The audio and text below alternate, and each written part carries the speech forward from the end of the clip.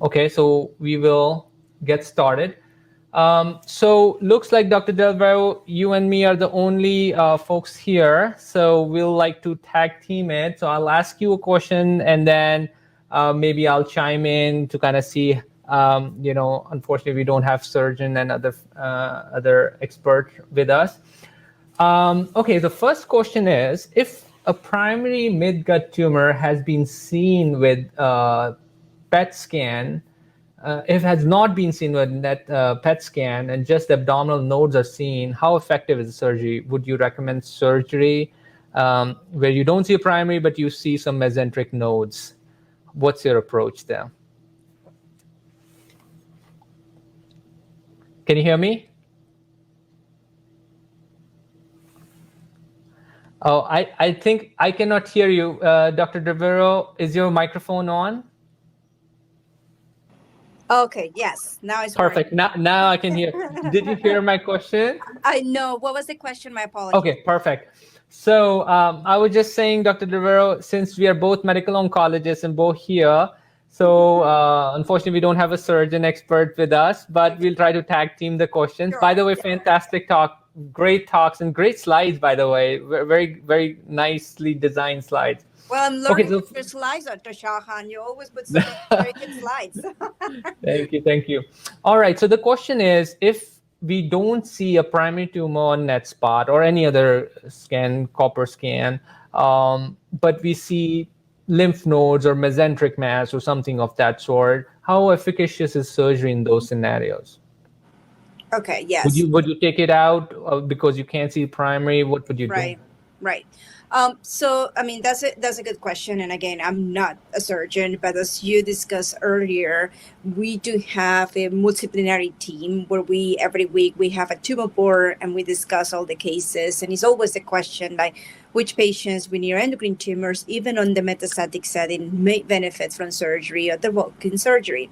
So, and I think that in terms of the having mesenteric lymph nodes or mesenteric disease, and again, I'm not a surgeon, but I think one of the things that we need to consider is what is the growth rate. That's the number one question. What is the grade of the neuroendocrine tumor? What is the growth rate? And another thing that we actually also discuss is like what will be the likelihood that, depending on where it is, can cause future symptoms in the future, meaning like obstruction or like any other. And I think that we know as well that with Lutathera, that's kind of emerging data, and just please let me know your thoughts, Dr. Shahan. But even though with Lutathera, when there is a lot of mesenteric lymph nodes, I think there was some data presented that sometimes, like it can cause scar tissue in the area, and that because of that scar tissue, that can also cause future problems. And in that situation, maybe it may be worthwhile to resect the tumor. So that way, if there is to do some type of debulking surgery or to resect the tumors in that situation, just to kind of like minimize future complications. I completely agree with you, Dr. Delvero. This is our practice as well here. So again, we have to put in perspective, it's a low grade or high grade. So for a typical grade 1 or even a grade 2 neuroendocrine tumor, which is oligometastatic, just few lymph nodes, which surgeons feel very comfortable that they can get it out, we do go after it as long as we can trend the biology, like you mentioned, that it's not actively growing.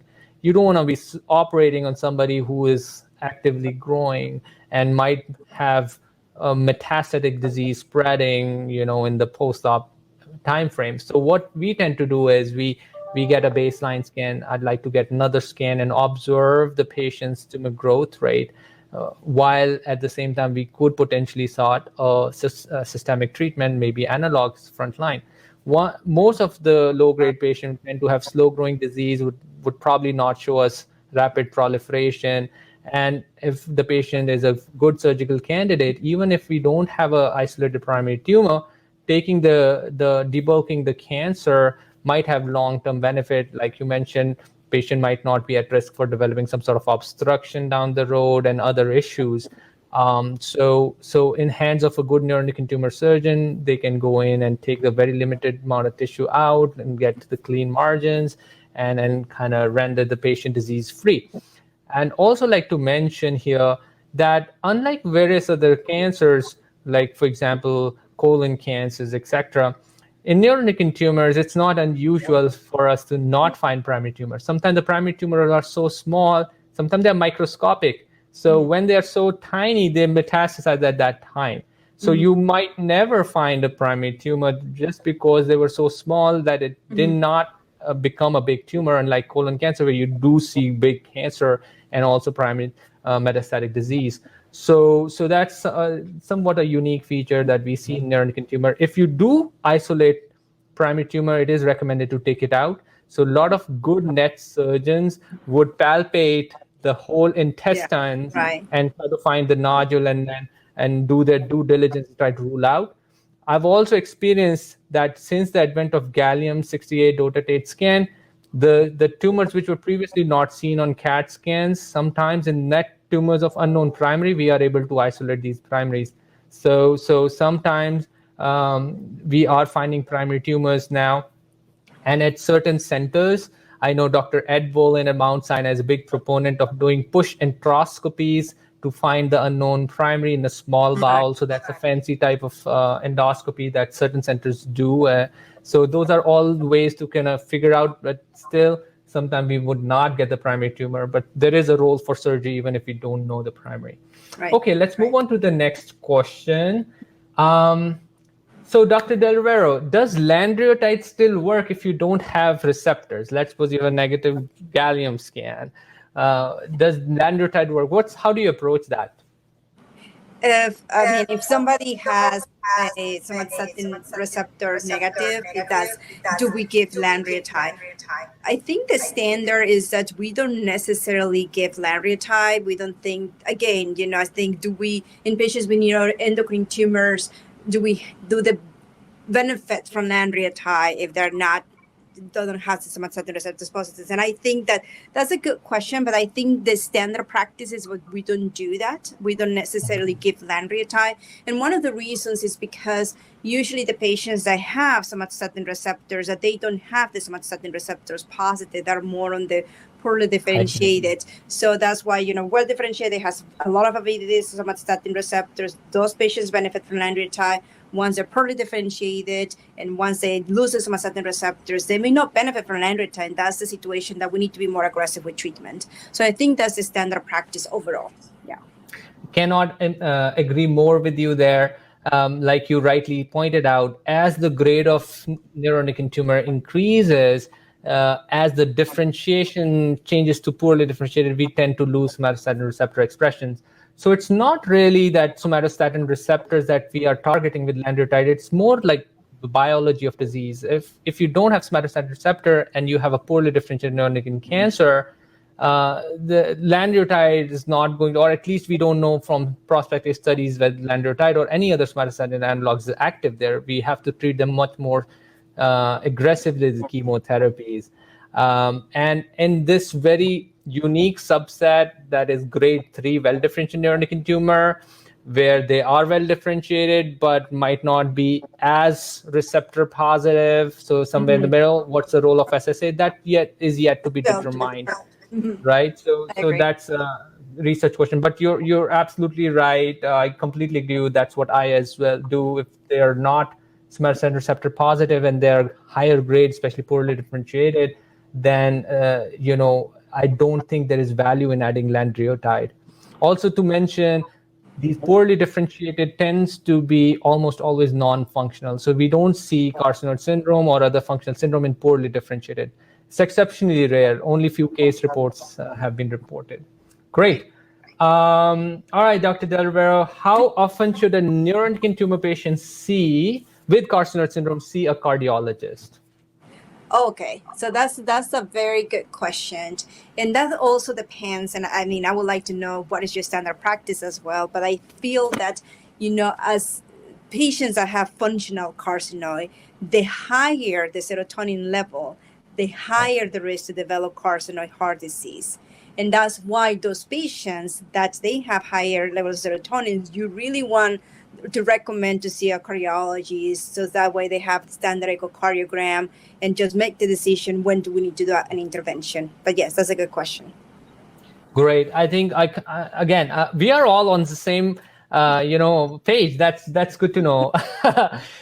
So I completely agree. Carcinoid syndrome patients with poorly controlled serotonin levels are at high risk for developing carcinoid heart disease.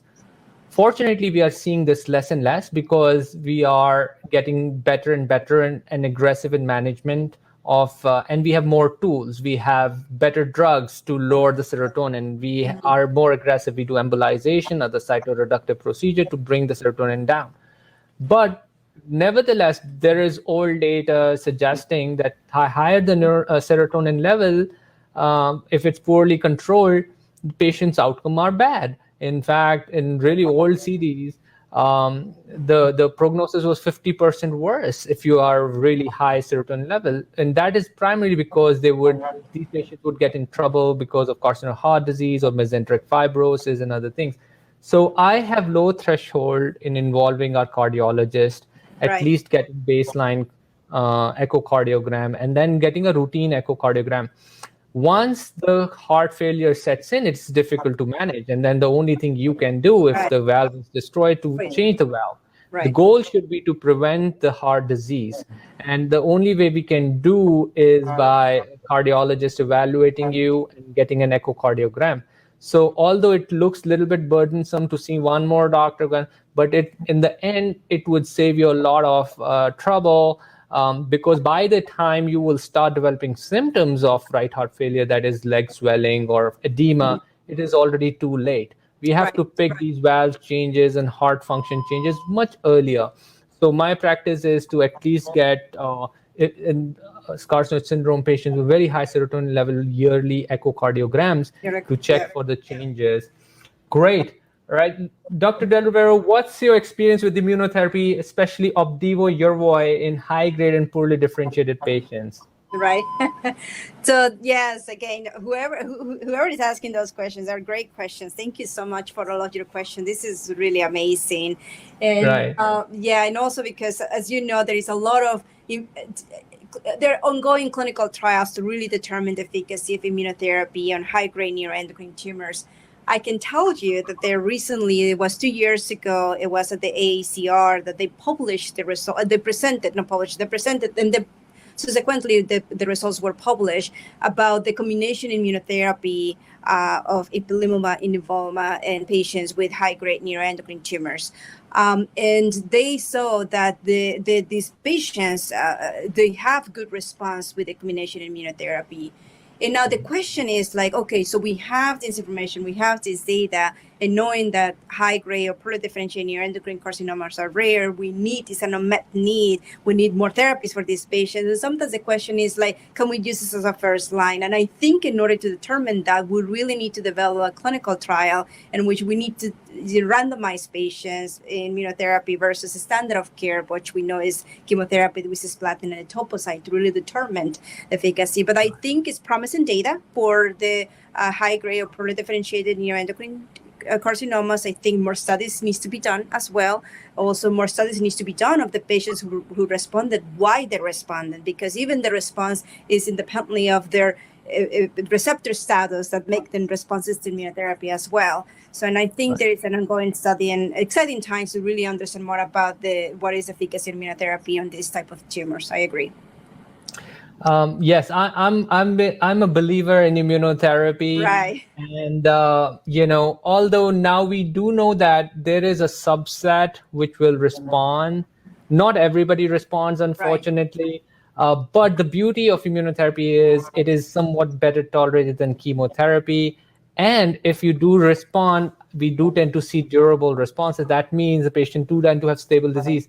I have a patient which I started following as a fellow, now is going on third or fourth year with complete response, no disease, and this is a high-grade neuroendocrine cancer patient. So we do see those kind of anecdotes, but this particular patient had high tumor mutation burden. So not every subset of neuroendocrine cancer patient would have these markers, which tends to make you more favorable candidate for immunotherapy.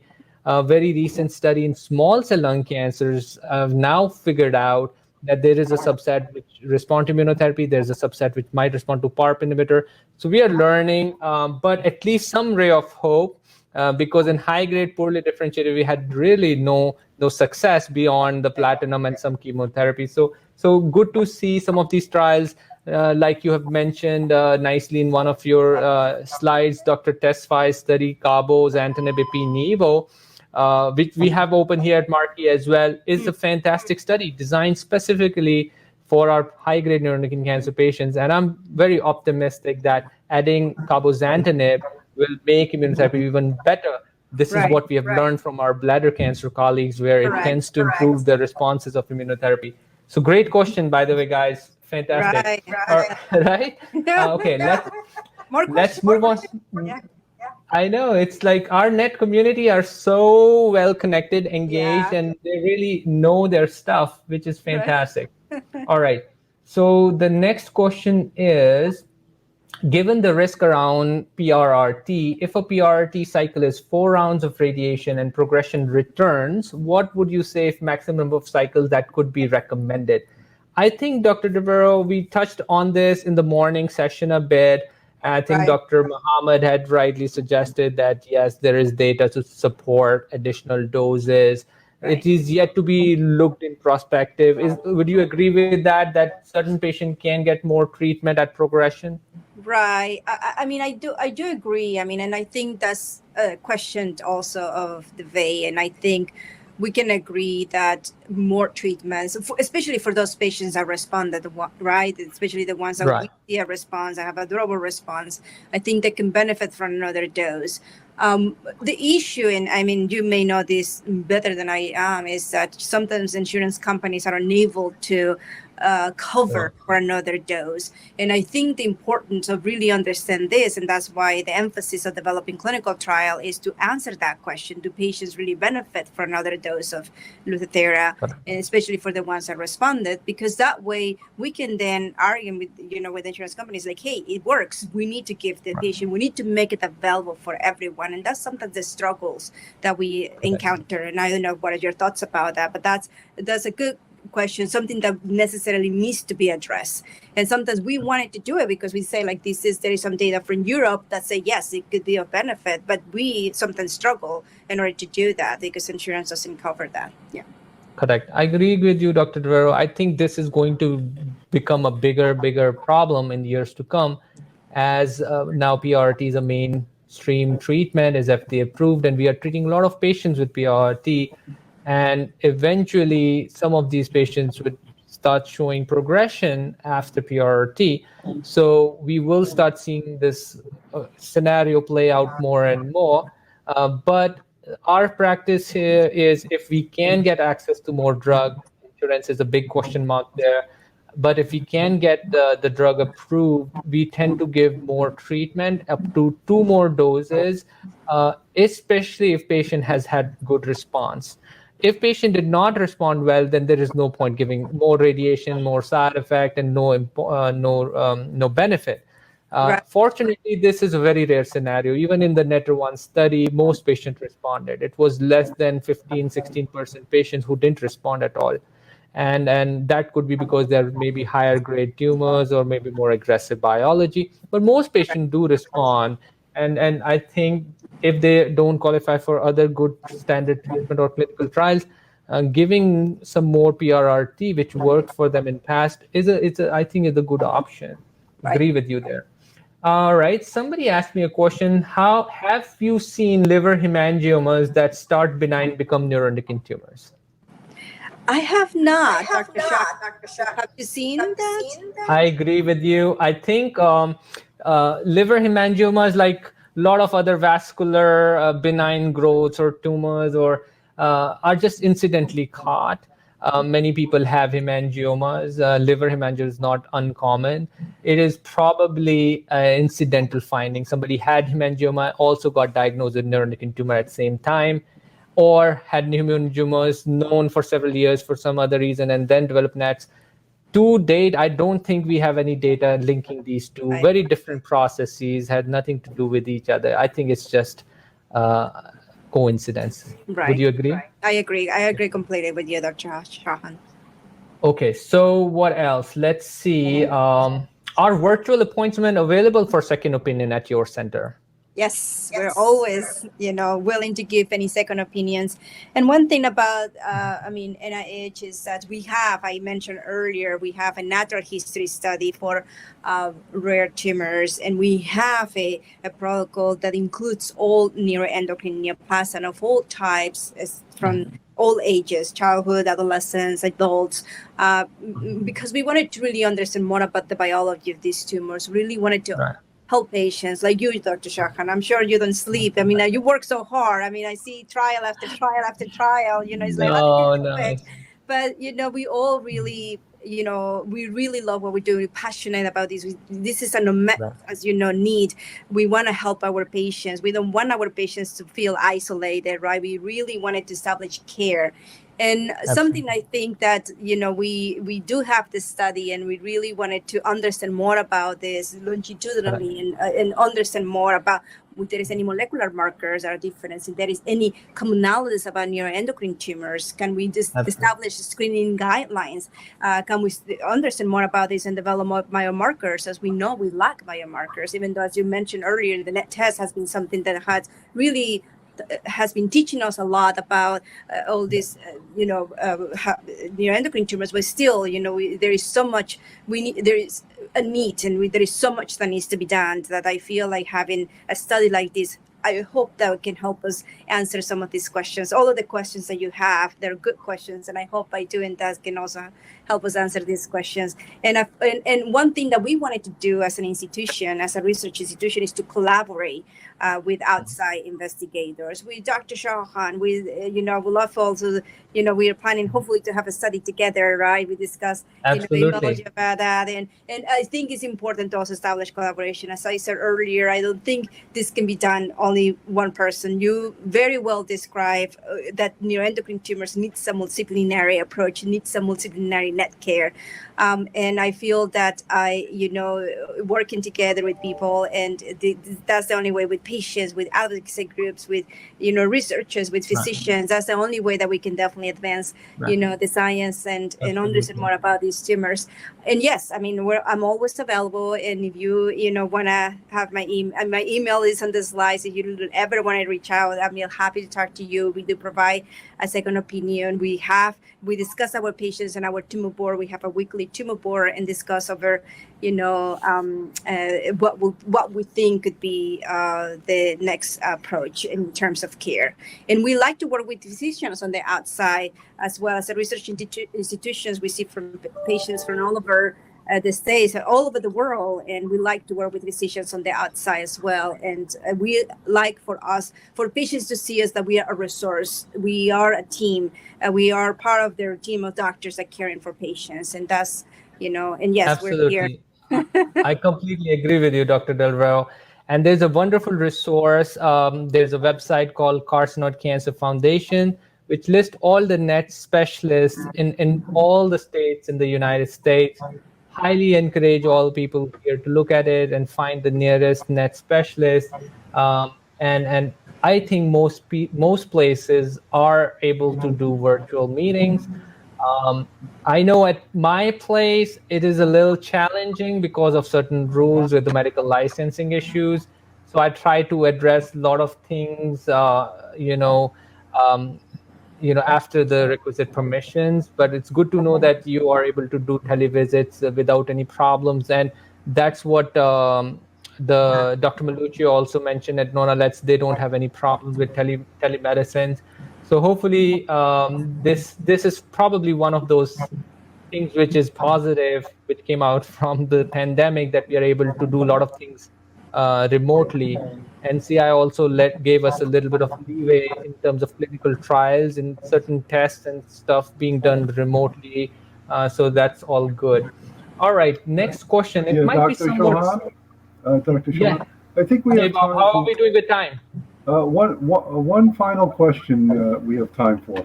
Okay. Oh, a lot of pressure. I have so many I questions. know. We don't want to leave yet. I know. So, okay, let's see. I'm sorry, folks. There are a lot of really, really good questions. I mean, like so many questions. I'm just glancing through, see what we haven't completely touched upon right now. Okay, let's answer this question about, is there a benefit to net test? What is your take on net test? Do you do it as a routine practice at NIH? Right. Yeah.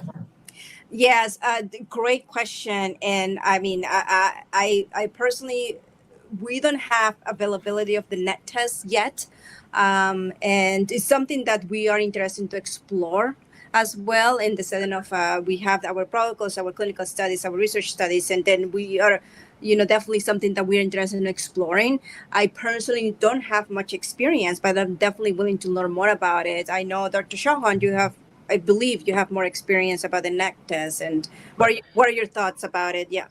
Right. So the data is pretty good. A net test seems like it's a very accurate test, to at least much better than chromogranin. I mean, chromogranin is not a good test anyway, so the bar was low.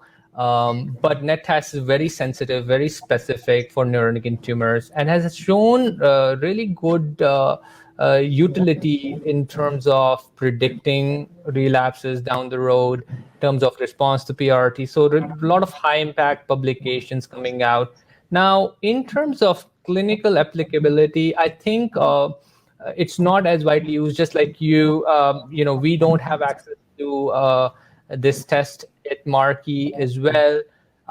And primarily, I think the reason is because we don't yet know what to do with that information. So if I have a net test which came back high after the surgical debulking, I would not know what to do with that information. So I think people in our field, oncologists and other are waiting on some sort of consensus guidelines to help guide us what would be role of this sort of test in terms of monitoring, diagnosis, or prognosticating certain treatment types.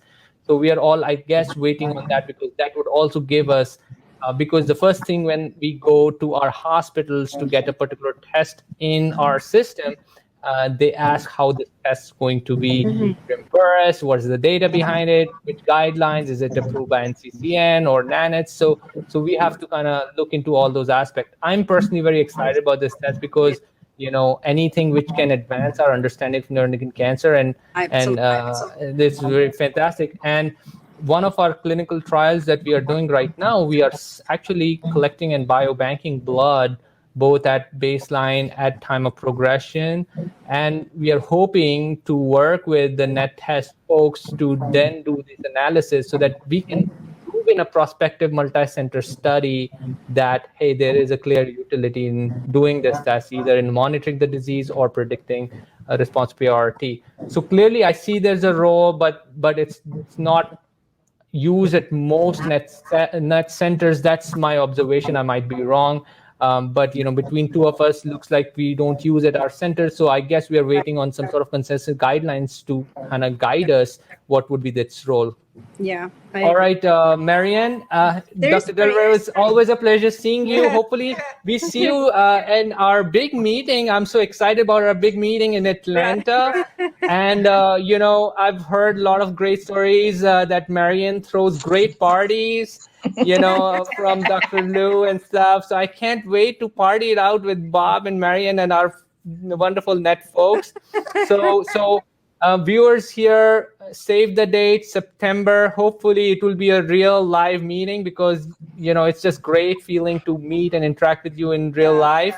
And I think it'll be a great. And Marianne, thanks for having me here. Awesome, and congratulations on 80th conference. This is just brilliant. It's been great. It's been a pleasure. Thank you both so much.